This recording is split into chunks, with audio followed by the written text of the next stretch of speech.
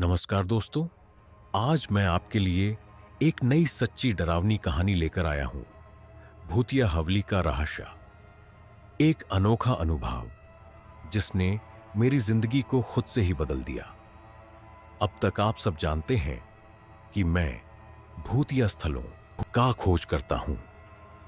एक बार मैंने ऐसी ही एक हवेली की खोज की जो बंद हो चुकी थी, जिसे लोग भूतिया हवेली के नाम से जानते थे।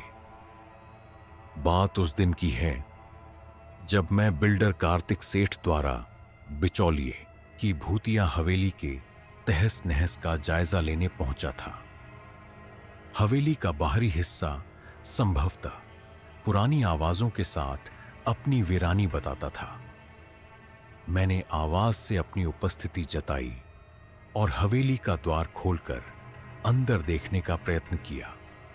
दरवाजे की चिहलहट ने मेरी धड़कनों को बढ़ा दिया। अंदर की तमाम वस्तुएं जैसे मेरा इंतजार कर रही थीं। मैं अंदर घुसा तो एक महल की तरह बनी हुई हवेली अंदर से 3-4 गुना बड़ी थी। मैंने अपना फोन निकालकर बिल्डर कार्तिक सेठ को वीडियो कॉल किया और साथ ही साथ हवेली का परिदृश्य दिखाने लगा। दिन में भी हवेली के अंदर अंधकार था। अपने मोबाइल की लाइट से हवेली की अंदरूनी बनावट का पता लगाने लगा। आदतन एक सन्नाटा था, लेकिन मेरे कानों में एक ठहरी हुई हृदय धड़कन जैसी दबी आवाज सुनाई देने लगी। फोन की दूसरी ओर बिल्डर सेठ की आवाज सोने जैसी गोली के हुस्स पसंद आ रही थी।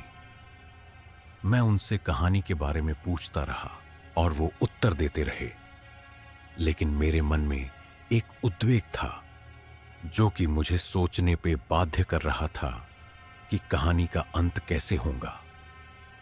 एक कमरे में पहुंचकर मेरी आंखों को एक अजीब सा चित्र दिखाई दिया, जिसमें कुछ चित्र और मूर्तियां थीं जो लगता था जैसे किसी बड़े तवायफ की साजिश का हिस्सा थी।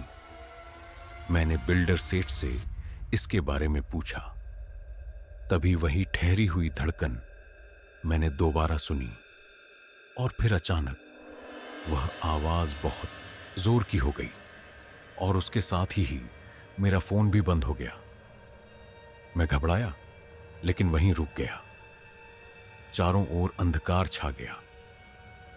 मेरे मन में सिर्फ एक सवाल था, यह क्या हो रहा है?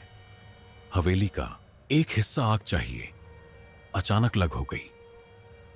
मैंने उसे देखकर डर के मारे भागने की कोशिश की, लेकिन मेरे पैर कुछ समय के लिए कांप गए थे।